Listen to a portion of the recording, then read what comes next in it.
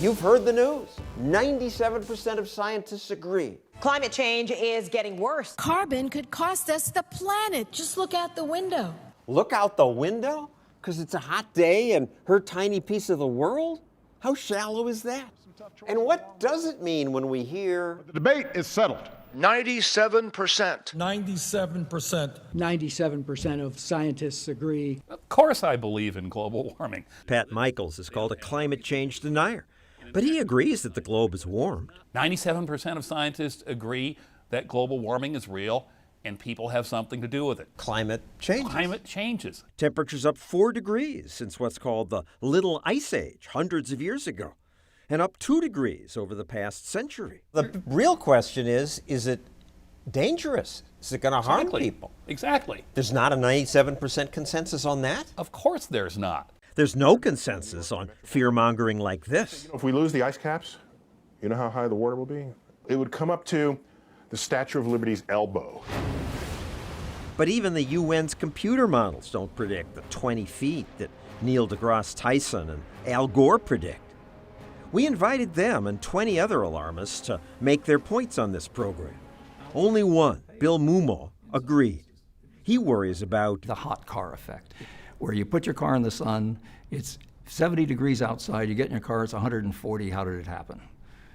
That's exactly what's happening with the atmosphere. the climate models that got the government so excited have been totally wrong so far. Well, I would say the climate models are actually better than economic models. Well, they're both bad. Okay, I wouldn't object to that conclusion. But then why should we turn our lives upside down based on bad models? Because last time carbon dioxide was this high in the past, sea levels were maybe 20 feet higher than they are now. That was back before humans existed. It will resume warming, but you don't really care whether it warms a degree in the next 60 years. It warmed a degree in the last 100 years. Life expectancy doubled. A few degrees warming might be good. It might be if you, depending where you are. Cold waves kill many more people than heat waves. Well, I don't know. How many tens of thousands of people died in Europe in 2003 in the heat wave? Tens of thousands did die. Heat can kill. But many more people die from cold. The CDC says heat kills 600 Americans a year.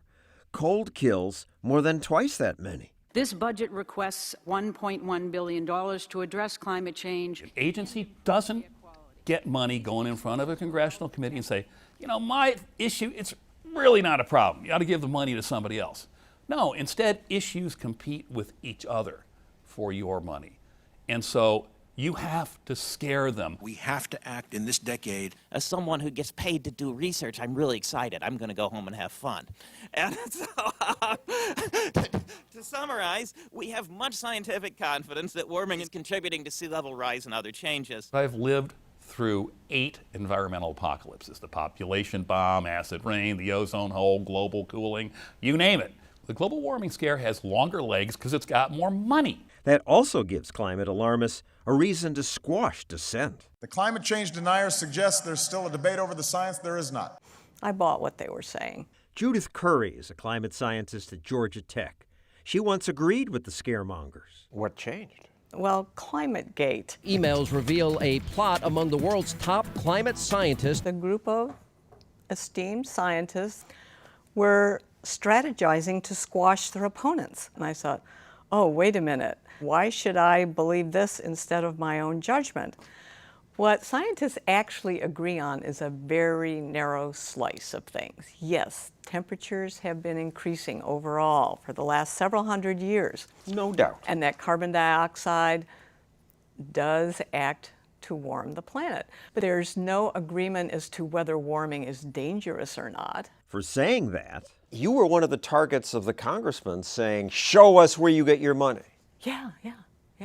I was one of the 7. 7 climate skeptics were branded heretics in order to reveal all their sources of funds. Curry abandoned science. This is after praising me and pushing me a few years ago as, you know, the prestigious scientist. Well, you have wrong opinions now. Yeah. I was trying to be honest as a scientist. It was very unpopular with a lot of my colleagues. They were trying to squash people who disagreed with them. And they've succeeded. I get emails from people all the time who wish they could speak out. What are they worried about? Losing their jobs? It's dangerous to dissent when climate change is something politicians address with religious zeal. This was the moment when the rise of the oceans began to slow and our planet began to heal. Admit it. It's a religion. The head of the United Nations Climate Panel said it's his religion. When you emit greenhouse gases, you feel like you're committing a sin? I suppose if I were a preacher, I'd say we're all sinners, but there's redemption out in the future. What is redemption? My wife and I decided to build a zero net energy house in New England. It's completely solar. But it's expensive. Basically, it's tax-free money for me. Yeah, taxpayers subsidize you and me. I did it too. Hey, Yep. What's fair about that? That just hurts the poor. They ask all these Nobel Prize winners, what do we need to do to help the world? Yeah. Addressing climate change was way down on the list. 1 million people die from dysentery. Yes, absolutely. Dirty water, horrible Yep. things that are killing people now. Yep. And that would be cheap to fix, by the way. Cheaper than We should addressing do climate that change. before we worry about global warming. But it's not an either-or thing. But government action is an either-or thing. We don't have endless money. If we want to help people, we ought to do what really helps.